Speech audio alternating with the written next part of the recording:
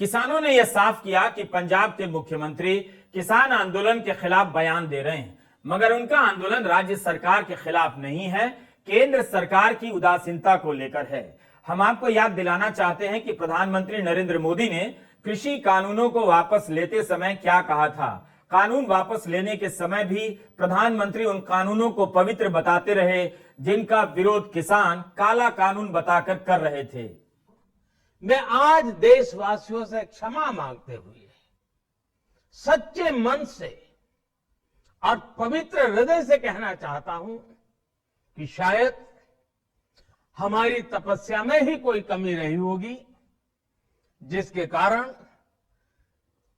दिए के प्रकाश जैसा सत्य कुछ किसान भाइयों को हम समझा नहीं पाए हैं। 19 नवंबर 2021 को कानून वापस लिया गया। उस दिन गुरु नानक देव जी का प्रकाश पर्व था। प्रधानमंत्री ने कहा कि हम किसी को दोष नहीं देते हैं और कानून वापस लेते हैं। प्रधानमंत्री ने नए सिरे से आगे बढ़ने की बात तो कह दी, मगर 19 नवंबर 2021 से लेकर 19 नवंबर 2023 बीत गया, किसानों को वह नया सिरा नहीं दिखा।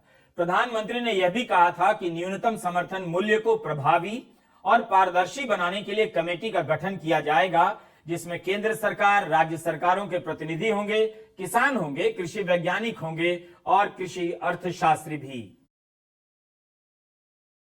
19 नवंबर 2021 को अपने राष्ट्र के नाम संदेश में प्रधानमंत्री ने कहा था कि एमएसपी को और अधिक प्रभावी और पारदर्शी बनाने के लिए कमेटी बनेगी और इसका गठन हुआ भी, लेकिन 2022 में।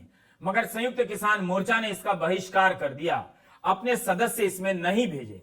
कहा कि इसमें सरकार ने अपनी तरफ से उन लोगों को बिठाया है जो कृषि कानूनों के पक्षधर थे, ना ही कमेटी को लेकर हमारे सवालों का कोई जवाब दिया गया है, तो ऐसे माहौल में हम कमेटी में शामिल नहीं होंगे। दिल्ली के जंतर मंतर पर भी अखिल भारतीय किसान सभा के बैनर तले किसान जमा हुए और अपनी मांग फिर से दोहराई। यहाँ किसानों के साथ साथ मजदूर भी जमा हुए। बिजनेस स्टैंडर्ड की खबर है कि कोरोना के समय मैन्युफैक्चरिंग सेक्टर की 40,000 से अधिक कंपनियां बंद हो गईं। उनके बंद होने से कितने मजदूर बेरोजगार हुए या इस सेक्टर में काम करने वाले मजदूरों की कमाई कितनी बढ़ी है, इस पर तो अब बात भी नहीं होती। जो हमने पहले 13 महीने का जो आंदोलन किया, उसमें मोदी जी ने, खुद प्रधानमंत्री जी ने क्षमा मांगी थी कि मुझसे गलती हुई है, मैं ये सारे आपकी जो मांगे हैं इन्हें मैं पूरा कर दूंगा। तो उसमें आज तक भी कोई मांग पूरी नहीं हुई है। और जो 2014 का भूमि अधिग्रहण बिल, नया अधिग्रहण कानून लागू किया था, वो आज तक लागू नहीं हुआ, उस पर कोई योजना ही नहीं चली है। जो हमने ग्रेटर नोएडा अथॉरिटी पे 125 दिन और रात का लगातार धरना किया, हमारी मांग जस की तस है आज भी, और हम सड़कों पर हैं।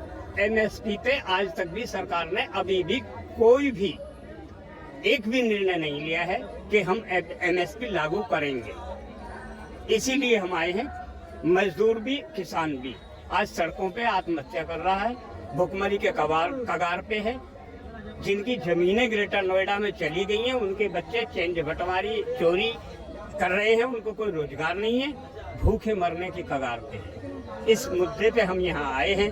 अगर ये मान ले, भगवान इन्हें सद्बुद्धि दे, हम तो कहेंगे कि फिर सरकार अच्छी है। और अगर नहीं मानती है, हम मजदूरों, किसानों, गरीबों की ये हितैषी सरकार नहीं है, हम तो यही कहेंगे।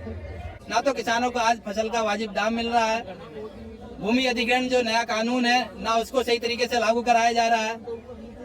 मजदूरों के खिलाफ जो है 4 लेबर कोड बिल आज भी लंबित है, जिससे जो है तमाम उद्योगपतियों को जो है शोषण करने का ज्यादा उनको जो है अधिकार दिए गए हैं। तो मजदूर और किसान दोनों को शोषण किया जा रहा है। और देश में 2 बड़ी उत्पादन शक्तियां हैं जो उत्पादन करती है, मजदूर है और किसान है। दोनों उत्पादन करते हैं, लेकिन दोनों का ही आर्थिक और मानसिक रूप से शोषण हो रहा है। इस शोषण के खिलाफ पूरे देश में मजदूर और किसान संगठनों ने एक मंच पे आकर के संघर्ष में आने का निर्णय किया है, क्योंकि जिस तरह सरकार मजदूर विरोधी, किसान विरोधी काम कर रही है, उसके खिलाफ ये आंदोलन और तेज होगा और आने वाले समय में मजदूर और किसान सड़कों पे होगा और बड़े आंदोलन की तरफ जाएगा।